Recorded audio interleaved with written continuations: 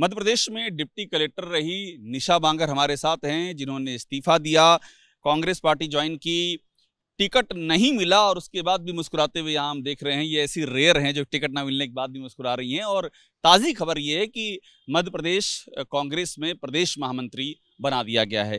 निशा, आपसे पहला सवाल ये, आइए सड़कों पर ही चलते रहे, अब तो आप सड़कों पर उतर ही आई हैं। आपसे पहला सवाल ये है कि ये नौकरी अच्छी भली आप कर रही थी, अचानक इतने सारे पंगे कर लिए आपने, एक दो गिनती नहीं इतने पंगे आपने किए, और पॉलिटिक्स में आई हैं और टिकट भी नहीं मिला आपको। ये सब ठीक हो रहा है या कुछ खराब हो रहा है? सबसे पहले तो थैंक यू अभिषेक जी। देखिए, जो आप कह रहे हैं ये हमारे जीवन का संघर्ष है। जो आप बात कह रहे हैं ये कोई पंगा नहीं है किसी से। हमारे घर का उद्घाटन था, सर्वधर्म प्रार्थना होनी थी, उसमें उपस्थित होने से लिखित में जो है अनुमति नहीं दी गई। बात वहीं से शुरू होती है कि जब एक अधिकारी होते हुए अगर मैं अपने संवैधानिक अधिकारों को नहीं प्राप्त कर पा रही हूँ तो फिर उस कुर्सी में बैठने का क्या मतलब है। तो वहीं से बात शुरू हुई, वहीं हमने इस्तीफा दिया कि हमें ऐसी नौकरी में नहीं रहना जब हम अपने ही घर के उद्घाटन में नहीं जा पा रहे हैं। जब इस्तीफा दिया तो ये सोचा था कि एक दिन कांग्रेस की नेता बन जाएंगी आप? नहीं, बिल्कुल नहीं सोचा था, क्योंकि मैं किसी भी पॉलिटिकल पार्टी से पहले नहीं जुड़ी थी। लेकिन जैसे संघर्ष शुरू हुआ, माननीय कमलनाथ जी को पता चला, उनसे मुलाकात हुई। कमलनाथ जी ने आपको अप्रोच किया या आपने उनको अप्रोच किया? हम परिवार के सदस्य हैं, एक ही बात है, कोई भी अप्रोच। परिवार के सदस्य तो अब हुई है ना, पहले कैसे थी? वो ऐसे थी कि जैसे ये संघर्ष शुरू हुआ तो जानकारी सबको थी। मैंने उन तक ये बात पहुंचवाई थी कि इस तरीके की परेशानी का सामना मुझे करना पड़ रहा है। 1 महीने के अंदर नियमानुसार इस्तीफा स्वीकार हो जाना चाहिए था, लेकिन नहीं हुआ। तो फिर हमने ये सोचा कि अभी लड़ाई कोर्ट में लड़नी पड़ेगी। तो फिर जो कांग्रेस के सांसद हैं माननीय विवेक तनखा जी, उन्होंने जो है भरपूर हमारा साथ दिया। और कमलनाथ जी तक आपकी खबर गई, आपने पहुंचाई कि ये समस्या है। तो कमलनाथ जी से पहला इंटरेक्शन क्या हुआ आपका?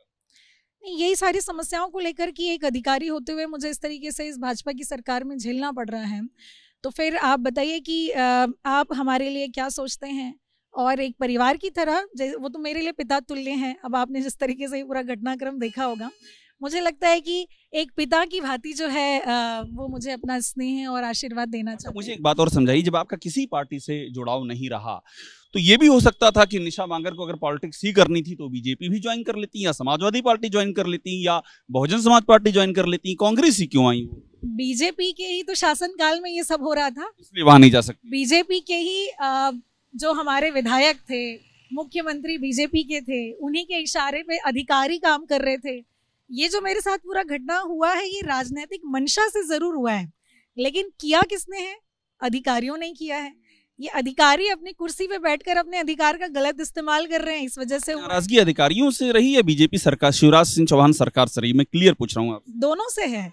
देखिए, जब मुझे अपने घर के कार्यक्रम में नहीं जाने दिया गया तो राजनीतिक मंशा जरूर होगी, लेकिन साइन तो किसी राजनीतिक व्यक्ति की नहीं होती ना, अधिकारियों की डिसीजन से ही उस पर वो हुआ। तो ये अधिकारी इसमें इन्वॉल्व हो गए कि हमें मतलब लोक सेवा आयोग भेजता इसीलिए कि हम लोगों की सेवा करें, हम पक्षपातपूर्ण कार्रवाई ना करते हुए न्याय की दृष्टि से। समझ गया। तो आपको नाराजगी बीजेपी सरकार से है, आपने छोड़ा, आप कांग्रेस में शामिल हो गई। अब आपको प्रदेश महामंत्री बनाया गया है, आप टिकट की दावेदार थी ना? मुस्कुराते हुए सच ही बोला जाता है। बिल्कुल दावेदार थी जरूर। टिकट क्यों नहीं मिला आपको? फिर क्या आप जीत नहीं सकती? आप में जीतने की कुव्वत नहीं है? इसमें भी बीजेपी का ही खेल रहा है कि कैसे पहले तो राजनीति में आने से एक महिला को रोका जाए। वो ऐसे कि इस्तीफा ही टाइम पे नामंजूर हो, अगर समय पे ना हो तो फिर मतलब चुनाव लड़ने से तो रोका जाएगा। आप मुझे खबर दे रही हैं कि नौकरी लेने से लेकर के नौकरी देने पर मजबूर करने से, नौकरी छोड़ने पर मजबूर करने से लेकर के टिकट ना मिलने तक बीजेपी जिम्मेदार? बिल्कुल जिम्मेदार है। और उन्होंने तमाम प्रयास ये किया कि पहले तो मुझे रोका जाए राजनीति में आने से और चुनाव लड़ने से, क्योंकि जीत मेरी सुनिश्चित थी। और उन्होंने दूसरा प्रयास ये भी किया कि ऐसे समय पे इनका इस्तीफा मंजूर किया जाए कि कांग्रेस टिकट दे चुकी होगी, तो मैं निर्दलीय या अन्य पार्टी से लड़ करके कांग्रेस का नुकसान करके और बीजेपी की झोली में इस्तीफा मंजूर होने तक कांग्रेस टिकट घोषित कर दिया था? नहीं, देखिए, एक सीट रोक के रखी थी मेरे लिए, आपको मालूम है, एक सीट रोक के रखी थी। दिया क्यों नहीं आपको? उसमें बीजेपी का फिर रोल कैसे हो गया? एक दिन पहले ही कांग्रेस ने प्रत्याशी घोषित कर दी, जैसे ही कांग्रेस ने प्रत्याशी घोषित किया उसके अगले दिन इस्तीफा बड़ी साजिशें झेलनी पड़ी आपको इसका मतलब। बिल्कुल, बहुत साजिशें हुई हैं और अभी भी हो ही रही होंगी। ये बताइए, अब आप प्रदेश महामंत्री बन गई हैं, ये रास्ता क्या है, यहाँ से आगे क्या सोचा है? देखिए, अब मैं कांग्रेस पार्टी की सदस्य हूँ। महामंत्री, महासचिव, ये सारे तो ये पद ठीक है अपनी जगह, लेकिन मैं एक सदस्य के रूप में पार्टी के कांग्रेस के सदस्य के रूप में अपने आप को समझती हूँ। जो भी मंशा, जो भी उद्देश्य हमारे शीर्ष नेतृत्व के हैं, जैसे हमने स्वतंत्रता की लड़ाई लड़ी, भारत देश को अंग्रेजों से आज़ाद कराया कांग्रेस पार्टी ने। वर्तमान में थोड़ी सी जी लें, ये तो आप ठीक कह रही हैं। इसका कारण मैं बता रही हूँ। जी ने कहा, आप तो इतिहास की विद्यार्थी रही हैं क्या? नहीं, मैं तो इंजीनियर रही। गांधी जी ने कहा था कांग्रेस को खत्म कर देना चाहिए, अगर आपको याद हो तो।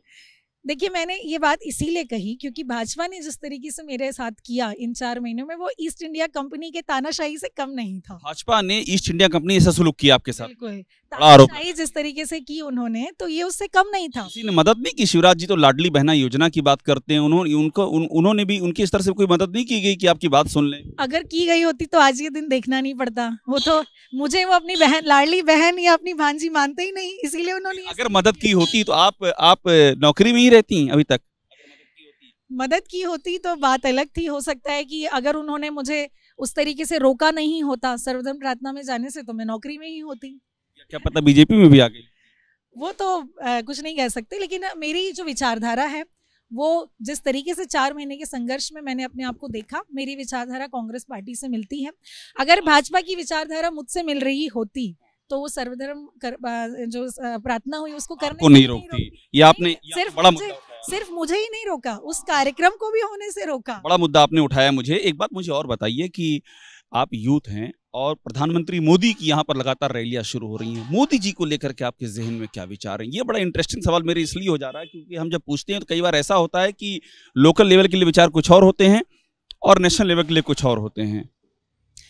देखिए, मेरे मन में उनके लिए कोई ऐसा विचार नहीं है जो आप सुनना चाहते हैं, क्योंकि अब मैं कांग्रेस पार्टी से जुड़ चुकी हूँ और मेरा ये मानना है कि प्रदेश में जो मन में मैं वही सुनना चाहता हूँ, मैं उसके अलावा कुछ नहीं सुनना चाहता हूँ। प्रदेश में जो विचारधारा लागू की जा रही है, जिस तरीके से तानाशाही पूर्ण रवैया, और आप देख सकते हैं किस तरीके के भ्रष्टाचार, घोटाले होते आ रहे हैं, तो ये निश्चित तौर पे जब तक ऊपर से शरण ना मिली हो या ऊपर से उनको पोषित ना किया जा रहा हो, ये सब पॉसिबल नहीं है। तो मैं यही कहूँगी कि अभी भी बहुत कुछ चिंताएं करने की ज़रूरत है नेताओं को, प्रधानमंत्री जी को, मुख्यमंत्री जी को, कि किस तरीके से इस मध्य प्रदेश को, देश को अच्छा बनाया जाए। हम ईस्ट इंडिया कंपनी की तरह तोड़ो और राज करो वाली नीति को ना अपनाएं कि हम कैसे समाज को बांटे और फिर उसको राज करें। हमें तो कांग्रेस की जो जोड़ो अभियान, भारत जोड़ो यात्रा क्यों निकाली गई? हमें जोड़ने के लिए। आपकी कुछ राहुल गांधी या राज करना चाहते हैं, राहुल गांधी या प्रियंका गांधी से कोई बातचीत हुई? डायरेक्ट कोई बातचीत नहीं हुई, लेकिन हाँ इनडायरेक्टली उन तक मैसेज है, जहां तक मुझे मालूम चला है, क्योंकि एक सीट जब रोकी गई थी, पूरा मैसेज जो है वो दिल्ली तक पहुंचा है। उसी के मैसेज पर आपकी सीट रोकी गई? हाँ बिल्कुल, एक सीट रोकी गई थी दिल्ली की। जी जी। मुझे बस एक आखिर में एक बात और मुझे बता दीजिए कि एमपी में क्या होने जा रहा है, आप क्या देख रही हैं? आप प्रशासनिक सेवा से आई हैं, तो जरा कांग्रेस नेता के आवरण से हट करके बात कीजिएगा। जमीन पे क्या देख रहे हैं? लड़ाई टफ है, लड़ाई एक तरफा है, एग्जैक्टली क्या देख?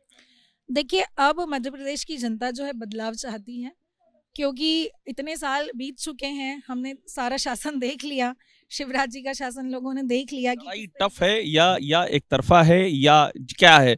अब मैं कह रहा हूँ कि नेता की तरह थोड़ी देर की बात मत कीजिए, प्रशासनिक सेवा की तरह जो आप फैक्ट देती है ना, उन फैक्ट पे बात कीजिए। बिल्कुल, मुझे लगता है कि बदलाव जनता चाहती है और कांग्रेस की सरकार बनाना चाहती है। मुख्यमंत्री तो कमलनाथ जी है, डिक्लेयर है कि सरकार आ गई, सरकार में कोई पद लेंगी आप? बहुत सारे पद होते हैं आप जो मिल सकते हैं आपको चुनाव लड़े बगैर भी।